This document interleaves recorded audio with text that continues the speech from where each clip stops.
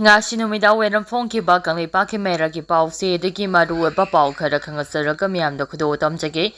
Manipurda tha asigi taraga humdoidegi makhatana tha taru amaga suprasidi rule thamjingkhrei ngasi Rajya Sabhada statutory resolution adopt tawkhibaga loinana sahi asigi February taraga humdoidegi state asida Indian Constitution ki article 356 ki makhada Prasidi rule thamlakhiba adu makhatana tha asigi taraga humdoidegi tha taru amagasu Prasidi rule thamnaba ayaba pikhrei Manipur thoklibi irang asi High Court judgment amana thoankibani hainasu MOS Home Affairs Nityananda Raina Rajya Sabhada phongdokhrei mamang thagi kunga thoidegi hauduna jatharakiba Lok Sabha amadi Rajya Sabha anigi nongjo mifam ngasisu opposition party singi makedegi sarangna thokthuna numi yungba matung pung ani phawba yaithoki Lok Sabha da ngasigi ayupung 13 tabada mifam bhamnaba Speaker of Bimla na thorang torakpada opposition party ki Congress na DMK DMC amadi atai atopa party ki member singna speaker ge bell tamna changsilaktuna kholaw kaya lawbaga loinana special intensive revision SIR amadi atai issue kaya gi matangda khongjang changsingki opposition party ki charangda bamarakta speaker na house ki mifam makha chathanaba question hour ki agenda paikhanaba honakhibada makha chathavagam khide Opposition party ki members in the house manungda chathariba khongjang adubu hana sem saduna house akaiba pipani hana ombemla na phongdokhi adumoina ma house manung ni charangna bana makhata na chathakiba adu yenglaga ngasi nomiyungba pung anita ba fawba mifam adu yaithoki nakala maramda Rajya Sabha da su hairiba maung asiga chap manana opposition party ki members in ki mekedegi khongjang changsingki loinina Rajya Sabha gi mifam manungda CISF personnel sing thamjingkibagi mayokta opposition gi members singna wafam kaya pukhatki hairi makhatarapa pauda Kuki Jo Council hairiba lupasi Zomi Council na masakhangde haina phongdorakle Churachandpur district ta Kuki amadi Zomi singi marakta sayet na balerakhiba adu hena mathi phongba haurakle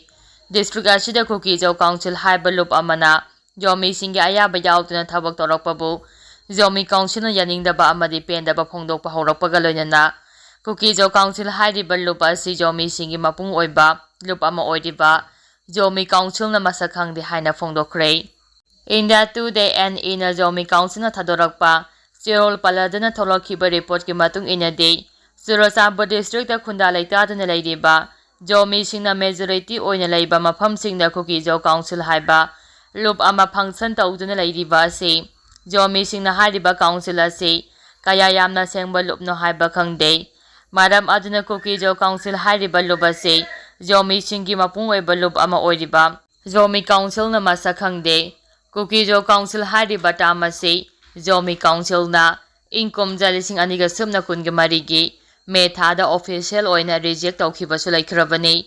maram asina Kuki Jo Council na Zomi taba mafam singda makhoi gi office hangba yaroi loinina makhoi ga mai leinaba thabak thoram amatta chathabasu yaroi hairi Seoul asina hai Zomi Council na leiriba makhai Zomi phurupta yauriba tribe mapal gi right amadi punsi kanabagi damakta matam chupada lepkani makhatana su Kuki Jo Council na Zomi taba mafam singda chathariba thabak thoram sing asi Zomi Council gi ayaba yaudaba maramna unauthorized oi Manipur gi National Highway sing miyam punamaki oina hangdoktuna ayat apan yauduna chathok chasin tawba yahanabagi matangda khananaba haiduna India lengaki official kharana Manipur gi Jingi mafam singda base tawba khanaba civil society organization amabu lona invite tawba leire haiba Zomi Council na khangi karigoma hiram asigi matangda wari sanabada Zomi Council natraga masiga chaminariba lopsingi mihut yahondrabadi pangthokadariba aronba mifam aduna laurakpa warep amata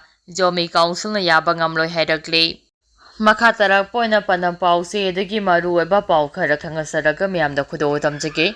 factory da numidang pung 10 gi matungda nupi sing thabak subada Manipur lengang na athingba thamkrei Manipur lengang na ngasi thokiba notification amana factory ama hekta da numidang pung 10 dagi mathangi ayuk pung 5 fawba hariba matam ase thabak tawbada athingba thamkhibaga loinana nupi workers singi damak factory charaiba singna lakhoi kadaba thabak singsu khangan krei Manipur lenga ki additional chief secretary textiles Commerce and Industry Anurag Bajpai ngasi thokiba cheol amada Factories Act 1994 Act number 63 of 1948 की section 66 की subsection 1 ga cross b की makhada manipuri oina factory makhal amata na pising numidang pung tara tabadagi mathang ayuk pung mga fawba thabak tawbada athingba thamlei athingba si notification asin hek thokpadagi sanaba haure haire factory de thabak suba yauriba na pising gi damak factory chalairiba singna tawgadaba thabak singi matangna paladuna cheol adun hai numidang pung tare ki matung fawba na pising thabak sugadaban haiba niyam thamba yaroi adubu thabak sugadariba na pi masana apambagi matung ina aiba choro ama pirak patarabade pung tare ki matung na thabak subagi ayaba piba yai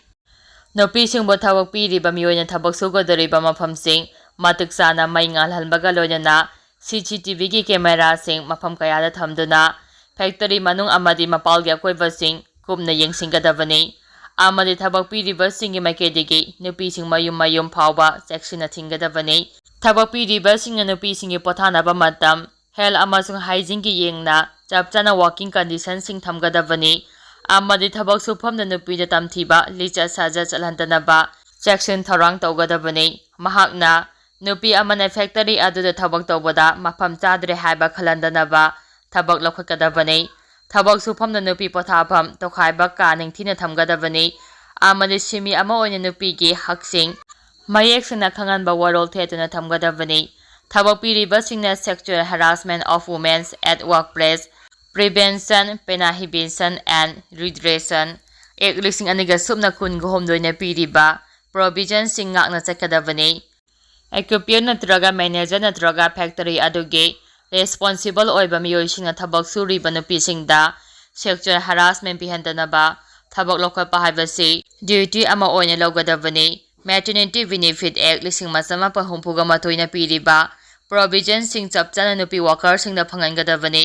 amadi miron binatraga sajem binupi sing ayuki pung taruk tagi numidang pung tare fawgi manungda thabak subagi matam oigani haina supalli makha tarakpa pawda Assam Rifles ki mingchat noma gi mangsilakle MP Leisemba ngamkhai sambal khanaba yungba yot ki makhong taraga manga sakhangdaba singna Assam Rifles ki am laina huran ki pathawdoga sina amoki hena Manipur da Assam Rifles ki mingchat noma gi mangsilakle haina Rajya Sabha ki MP Ningthok Sana Zawba Leisemba na nungnang ba phongdorakle MP Ningthok Sana Zawba Leisemba na mahaki official X account da thadorakpa warol amada mathaki wafam ase phongdokpaga loina ngamkhei paringa pagi thabang neutral oiba amadi mathau masak khamba border security force BSF kumba central force sinagadabani haire makha tarakpa pawda Modi amasung amisagi lising makhada Manipur da unity stability amasung development anauba chapter amalaklagani biren India na ningkhatam lakpadagi matam khwaidagi sangna home minister oiba misak amisana oire haiduna hanagi chief minister nongthoma birena thagapa phongdorakli hanagi chief minister nongthoma birena mahaki X account thadorakpa warol amada leba asigi oina khwaidagi matam sangna home minister oiba misak amisana oire matam sangna home minister oiramba sing Sardar Barbai Paltela amasum La Krishna abarningna office pairamba matam gisu amisana hele leba asigi ihan hamba home minister Sardar Vallabhbhai Patel na mahang office pai khiba numit 1917 ni aduge LK Albani na office pai khiba matamna numit 1953 ni aduba amisana home minister oina phampurak panangasi August 5 da numit 1957 ni sukre haide amisana home minister hek oirakpadagi article 370 muthakibadagi hauraga terrorism gi mayokta singthaningai thabaksing pangthokpaga loina leba asigi internal security mapangal kankhanba ngamkre hana su singtharakle amisana leba asigi home minister oirakpadagi Manipur oina so singthan ingai oiba thabak khara palabada Manipur People's Army ga MPA peace talk ki matangda yanaba purakre mahaki lusing makhada Jaryanglo United Front ga wari sanakre peace process ta thajaba thamduna incense kaya amasu khulai thadoktuna mahusagi punsida halakpa ngamkre mahaki matenga loina Manipur da war on drug ki thorang lokhatke ꯃꯍꯥꯛꯀꯤ ꯃꯤꯠꯌꯦꯡ ꯃꯈꯥꯗ Indo ꯃꯦꯃꯥꯟ ꯉꯝꯈꯩ ꯄꯔꯤꯡ ꯃꯄꯨꯡ ꯐꯥꯅ ꯁꯃꯨꯗ ꯈꯥꯅꯕ ꯊꯕꯛ ꯂꯧꯈꯠꯄ ꯍꯧꯈ꯭ꯔꯦ ꯍꯥꯏꯔꯤ꯫ ꯂꯣꯏꯅꯅ ꯄ꯭ꯔꯥꯏꯝ ꯃꯤꯅꯤꯁꯇꯔ ꯅꯔꯦꯟꯗ꯭ꯔ ꯃꯣꯗꯤ ꯑꯃꯁꯨꯡ ꯍꯣꯝ ꯃꯤꯅꯤꯁꯇꯔ ꯑꯃꯤꯠ ꯁꯥꯍꯒꯤ ꯂꯨꯆꯤꯡ ꯃꯈꯥꯗ ꯃꯅꯤꯄꯨꯔꯗ ꯌꯨꯅꯤꯇꯤ, ꯁ꯭ꯇꯦꯕꯤꯂꯤꯇꯤ ꯑꯃꯁꯨꯡ ꯗꯤꯕꯦꯂꯞꯃꯦꯟꯇ ꯑꯅꯧꯕ ꯆꯦꯞꯇꯔ ꯑꯃ ꯂꯥꯛꯂꯒꯅꯤ ꯍꯥꯏꯅꯁꯨ ꯊꯥꯖꯕ ꯐꯣꯡꯗꯣꯔꯛꯂꯤ꯫ ꯃꯈꯥ ꯇꯥꯔꯛꯄ ꯄꯥꯎꯗ ꯀꯨꯀꯤꯁꯤꯡꯅ ꯂꯩꯈꯥꯝꯄꯣꯛꯄꯤ ꯈꯨꯜꯒꯤ ꯃꯄꯨ ꯑꯣꯏꯅꯕ ꯍꯣꯠꯅꯔꯛꯄꯒꯤ ꯊꯧꯑꯣꯡ ꯌꯥꯅꯤꯡꯗꯦ, ꯚꯤꯂꯦꯖ ꯑꯣꯊꯣꯔꯤꯇꯤ꯫ ꯑꯁꯦꯡꯕ ꯑꯆꯨꯝꯕ ꯄꯨꯋꯥꯔꯤꯒꯤ ꯂꯤꯛꯂꯝ ꯃꯌꯦꯛ ꯁꯦꯡꯅ ꯈꯪꯗꯕ ꯀꯨꯀꯤ ꯔꯤꯐ꯭ꯌꯨꯖꯤꯁꯤꯡꯅ ꯁꯥꯛ ꯂꯩꯈꯥꯝꯄꯣꯛꯄꯤ ꯈꯨꯜ ꯕꯁꯥꯏꯇꯨꯒꯤ ꯃꯅꯨꯡꯗ ꯂꯩꯕ ꯂꯝꯅꯤ ꯍꯥꯏꯗꯨꯅ ꯌꯨꯝꯐꯝ ꯌꯥꯎꯗꯕ ꯋꯥꯐꯝꯗ ꯂꯝꯒꯤ ꯃꯄꯨ ꯑꯣꯏꯅꯕ ꯍꯣꯠꯅꯔꯛꯄꯒꯤ ꯊꯧꯑꯣꯡ ꯁꯥꯛ ꯂꯩꯈꯥꯝꯄꯣꯛꯄꯤ ꯚꯤꯂꯦꯖ ꯑꯣꯊꯣꯔꯤꯇꯤꯅ ꯑꯀꯟꯕ ꯃꯑꯣꯡꯗ ꯌꯥꯅꯤꯡꯗꯕ ꯐꯣꯡꯗꯣꯛꯈ꯭ꯔꯦ꯫ ꯎꯈ꯭ꯔꯨꯜ ꯇꯥꯏꯝꯁꯇ ꯐꯣꯡꯕ ꯄꯥꯎ ꯑꯃꯅ ꯍꯥꯏ ꯂꯩꯈꯥꯝꯄꯣꯛꯄꯤ ꯍꯥꯏꯕ ꯃꯐꯝ ꯑꯁꯤ ꯇꯣꯈꯥꯏꯕ ꯃꯅꯤꯡ ꯃꯈꯥ ꯇꯝꯕ ꯈꯨꯜ ꯑꯃ ꯑꯣꯏꯅ ꯃꯇꯝ ꯀꯨꯏꯔꯕꯒꯤ ꯃꯃꯥꯡꯗꯒꯤ ꯂꯤꯒꯦꯜꯂꯤ ꯑꯃꯗꯤ ꯍꯤꯁꯇꯣꯔꯤꯀꯦꯜꯂꯤ ꯑꯣꯏꯅ ꯏꯁꯇꯦꯠꯅ ꯁꯛꯈꯪꯗꯨꯅ ꯂꯥꯛꯂꯕ ꯃꯐꯝꯅꯤ꯫ ꯁꯦꯝꯖꯤꯟ ꯁꯥꯖꯤꯟꯕ ꯋꯥꯐꯝ ꯀꯌꯥ ꯄꯨꯊꯣꯛꯇꯨꯅ ꯂꯝ ꯑꯁꯤꯕꯨ ꯀꯨꯀꯤꯁꯤꯡꯅ ꯃꯄꯨ ꯑꯣꯏꯅꯕ ꯍꯣꯠꯅꯔꯛꯇ꯭ꯔꯤꯉꯩ ꯃꯃꯥꯡ ꯀꯌꯥꯗꯒꯤ ꯂꯩꯈꯥꯝꯄꯣꯛꯄꯤ ꯑꯁꯤ ꯏꯁꯇꯦꯠꯅ ꯐꯣꯔꯃꯦꯜ ꯑꯣꯏꯅ ꯔꯤꯀꯣꯔꯗ ꯑꯃꯗꯤ ꯄ꯭ꯔꯣꯇꯦꯛꯇꯦꯗ ꯇꯧꯗꯨꯅ ꯂꯩꯈ꯭ꯔꯕ ꯈꯨꯜ ꯑꯃꯅꯤ꯫ ꯆꯤꯡꯗ ꯂꯩꯕ ꯃꯁꯥꯒꯤ ꯕꯥꯎꯟꯗꯔꯤ ꯂꯩꯖꯕ ꯈꯨꯜ ꯑꯃ ꯑꯣꯏꯅ ꯂꯩꯈꯥꯝꯄꯣꯛꯄꯤ ꯑꯁꯤ ꯀꯨꯝꯖꯥ 1962ꯒꯤ ꯖꯅꯨꯋꯥꯔꯤ 15ꯗ ꯃꯅꯤꯄꯨꯔ ꯒꯦꯖꯦꯠ ꯃꯥꯎꯟꯠ ꯑꯦꯟড ꯁꯗꯔ ꯁꯕ ꯗꯤꯚꯤꯖꯟꯅ ꯑꯣꯐꯤꯁꯤꯌꯦꯜ ꯑꯣꯏꯅ ꯗꯤꯀ꯭ꯂꯦꯌꯔ ꯇꯧꯕꯁꯨ ꯂꯩꯈ꯭ꯔꯕꯅꯤ꯫ ꯃꯈꯥ ꯇꯥꯔꯛꯄ ꯄꯥꯎꯗ ꯆꯟꯗꯤꯒꯔꯗ ꯃꯅꯤꯄꯨꯔꯗꯒꯤ ꯅꯨꯄꯤ ꯃꯃꯥꯟꯅꯕ ꯐꯨꯔꯝꯂꯒ ꯄꯣꯠꯆꯩ ꯂꯥꯛꯈ꯭ꯔꯦ꯫ ꯆꯟꯗꯤꯒꯔꯗ ꯊꯕꯛ ꯇꯧꯗꯨꯅ ꯂꯩꯕ ꯃꯅꯤꯄꯨꯔꯗꯒꯤ ꯅꯨꯄꯤ ꯑꯃ ꯌꯥꯎꯅ ꯄꯨꯟꯅ ꯂꯥꯛꯃꯤꯟꯅꯕ ꯅꯨꯄꯤ ꯈꯔꯗꯒꯤ ꯁꯛꯈꯪꯗꯕꯁꯤꯡꯅ ꯗꯅꯁꯄꯥꯠ ꯃꯅꯥꯛꯇ ꯇꯝꯊꯤꯅ ꯐꯨꯔꯕ ꯃꯇꯨꯡ ꯃꯈꯣꯏꯗꯒꯤ ꯄꯣꯠꯆꯩꯁꯤꯡ ꯂꯥꯛꯈ꯭ꯔꯦ ꯍꯥꯏꯔꯤ꯫ ꯃꯈꯥ ꯇꯥꯔꯛꯄ ꯄꯥꯎꯗ ꯕꯐꯔ ꯖꯣꯟꯗ ꯆꯪꯂꯛꯄ ꯑꯃ ꯀꯟꯈ꯭ꯔꯦ꯫ ꯆꯥꯟꯗꯦꯜ ꯑꯃꯁꯨꯡ ꯀꯛꯆꯤꯡ ꯗꯤꯁꯇ꯭ꯔꯤꯛꯀꯤ ꯏꯟꯇꯔ ꯗꯤꯁꯇ꯭ꯔꯤꯛ ꯕꯥꯎꯟꯗꯔꯤ ꯄꯔꯤꯡꯗ ꯂꯩꯕ ꯕꯦꯁꯇ꯭ꯔꯤꯀꯦꯠ ꯕꯐꯔ ꯖꯣꯟꯗ ꯆꯪꯁꯤꯜꯂꯛꯄ ꯆꯥꯟꯗꯦꯜ ꯗꯤꯁꯇ꯭ꯔꯤꯛꯇꯒꯤ ꯅꯨꯄꯥ ꯑꯃ ꯑꯁꯥꯝ ꯔꯥꯏꯐꯜꯁꯅ ꯀꯜꯂꯒ ꯂꯣꯀꯦꯜ ꯂꯣ ꯑꯦꯟꯐꯣꯔꯁꯃꯦꯟꯠ ꯑꯣꯊꯣꯔꯤꯇꯤꯗ ꯁꯤꯟꯅꯈ꯭ꯔꯦ ꯍꯥꯏꯅ ꯍꯦꯗꯀ꯭ꯋꯥꯔꯇꯔꯁ IGAR ꯁꯥꯎꯊꯀꯤ PROꯒꯤ ꯆꯦꯔꯣꯜ ꯑꯃꯅ ꯍꯥꯏꯔꯤ꯫